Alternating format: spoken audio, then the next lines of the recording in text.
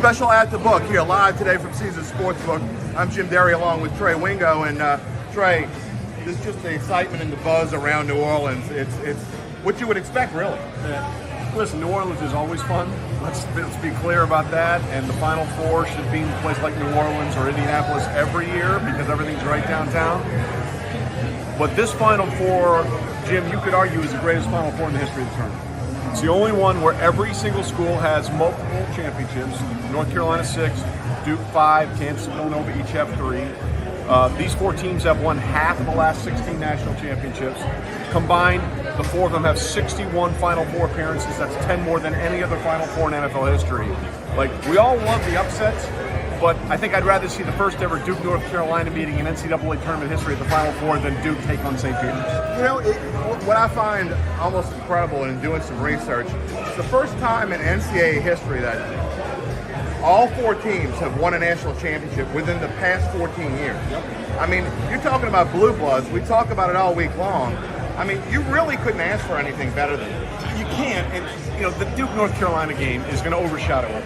You know, the symmetry, my God, he's going for Coach K his 6th national championship in his last season, which would tie North Carolina. They have an opportunity to stop that one more time and just end his career, and my God, would Carolina fans love that. But I feel like the Kansas-Villanova game is just like getting pushed. It's a great game. It really is. I mean, these 2 schools are amazing. This will be the 4th time they've played in the tournament since 2008. In each of the previous 3 times, the winner of that game went on to win the national championship. Kansas once and Villanova twice. So it's just insane. Well, and that's exactly what I was going to say. Villanova, Kansas, any other Final Four, they'd be the one. It would be the highlighted game. That would be the matchup. But like, this is only the 2nd Final Four that North Carolina and Duke have ever been in at the same time. The last one, ironically, coincidentally, however you want to say it, was 1991. That was the year Coach K won his first national championship and beat Kansas in the final. They're also here. North Carolina lost in the semis to Kansas, and the highest score in that semifinal was a guard who put in 25 points, whose name is Hubert Davis, who is now the head coach trying to end Coach K's career. Trey, let's talk a little bit about the matchups. And first with Villanova, Kansas. And do you know, if you're a Villanova fan, are you worried? Yes. You know, are you worried that Yes. Justin Moore is out? Yes. And they're not as deep as Kansas anyway. They only go 7 to begin with. He's their 2nd leading scorer. The only way they're going to win is if they play lockdown defense and try and get points at the line. They just don't have the offensive creativity of Kansas, especially losing their 2nd leading scorer. That's 15 points a game. Their regional final was 50-44, I think. Right. They're going to have to lock it down. That's the only shot they have. I think they're coming in giving up 220 points over the first 4 games of the tournament. That's the lowest since 2015 when Duke came into the Final Four with 214 points allowed. That's the only way they're going to win. Kansas is better, Kansas is deeper, and I think the loss of those 15 points a game is going to be very tough for Villanova. But don't you just feel like Jay Wright has something in the bag? Yeah. I mean, look, I love Coach K. I love Hubert Davis. You know, I love Bill Self. But there's just something about Jay Wright that just sparks. We're going to find a way. He's got a chance to win his 3rd title in 6 years. That's amazing. It's ridiculous. And Versus John Wooden, that would be. yeah, and he's the most gangster coach of all time. When that game winner hit a few years ago, he didn't flinch. He's like, yeah, all right, expected that to go in. Yeah, crazier things have happened, but it would be next level crazy. I just think with that loss is so significant. I'll ask you your thoughts and you'll get your prediction in a minute. But obviously, Duke, North Carolina, you touched on it. It's what everybody's talking about. I watched all the sports shows this morning, and it's like a little blip, Villanova, Kansas. Yeah. Everybody wants to talk Duke, Carolina. To me, I don't know which one we're going to get. I don't know if there's an in-between. Are we going to get the Duke-Carolina game that was in Chapel Hill? They got blown out by 20. Or are we going to get this Duke-Carolina game where Carolina blows Coach K's home finale? Yeah, look, I mean, there were over 100 former Duke players at Cameron Yeah. for that game, and they were ready to celebrate. It was going to be a coronation, and North Carolina said, "Hold my beer." Right? That's exactly. And after that game, Coach K had one of the greatest lines. He said, "Today was unacceptable, but it's been a good season, but this season isn't over yet," and walked off the floor. I got chills just thinking about that, and I have a feeling that speech maybe said, before they take the floor tonight at around 7:09 our time here in New Orleans. Look, if North Carolina's going to win, this is the place they want to be. The two Dean Smith National Championships both took place in then the Superdome and now the Caesars Superdome. And remember, they were both weird. Yes, Fred Brown, after the Michael Jordan jumper, that's right, tossed the ball to James Worthy at sealing that win. And then in '93, Chris Webber, the timeout, he didn't have technical foul. So if North Carolina makes the final, they're going to win in the weirdest way possible. I'm convinced of that. I just don't know if Duke's going to let that happen to them twice. I was lucky enough to be at both of them. So just want to flashback. It's hard to believe that the Jordan game was 40 years ago. We're old, bro. I mean, we really are. 40 old. years ago. It's insane. The atmosphere. What have you seen since you've been here? And obviously being the trends officer for Caesars. Just we're here at 11 a.m. and this place is buzzing. It's jumping.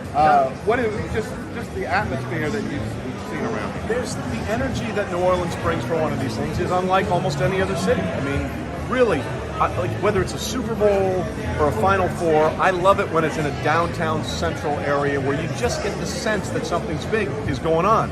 You know, when they had the Super Bowl or the Final Four in Dallas, there's Dallas, there's Fort Worth, everything's 40 miles apart. Same thing in Arizona, where it's in Glendale, or it's in Scottsdale. When you can have a centralized location, like here, Indy, San Diego, or San Antonio was also a great place for a Final Four because all down by the river, it just gives a different energy. And, last time I was here in New Orleans was for the national championship a couple years ago when LSU did their thing on Clemson. And it's that same energy, that same vibe here. It's just special when it's here.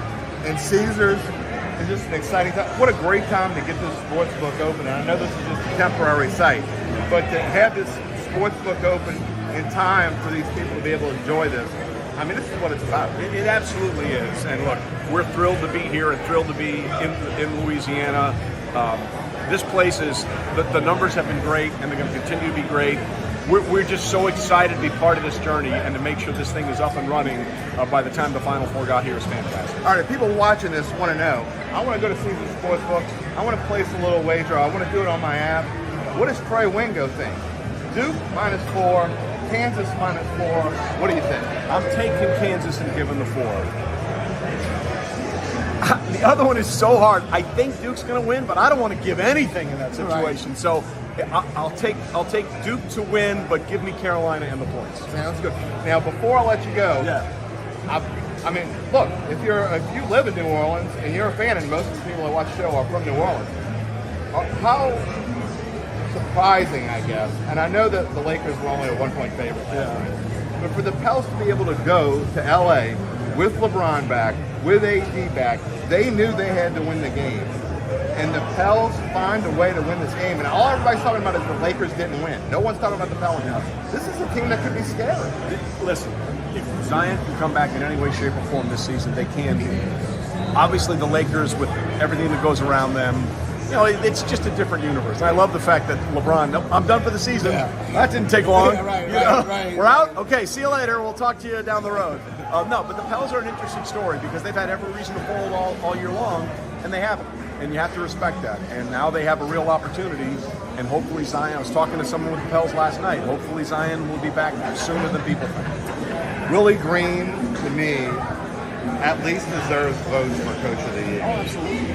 To think of the start and all the injuries that this team had, and to be able to keep them together, and you can tell they love playing for this guy, and he's a guy that doesn't have a lot of emotion, but he had a little fist bump last night. Listen, when you play 82 games, okay, that's the whole point. Like you have to find a way to get through the doldrums and find a way to deal with the ups and downs, and he's done that on a team that has had a bunch of reasons to quit.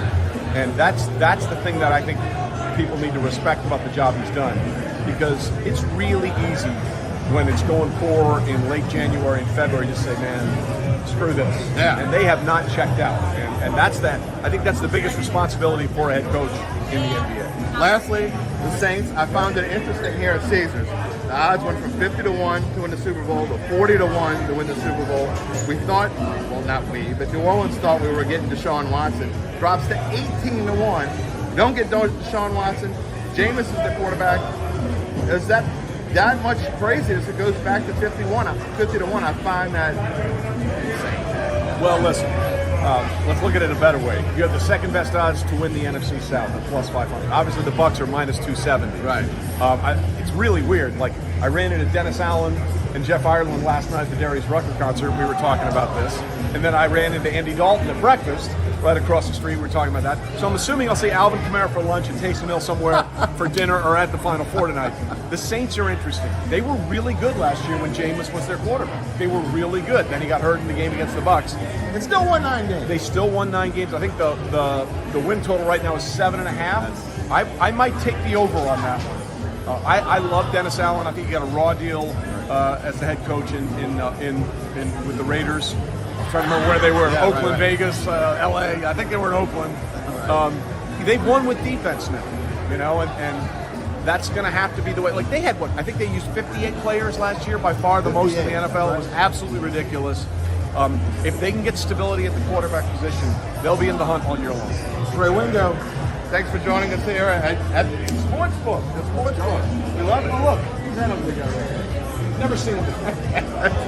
See you guys. You'll see some stars. We got one here. Trey Wingo. I'm Jim Derry. Behind the scenes, Devin Jackson. Thanks for joining us.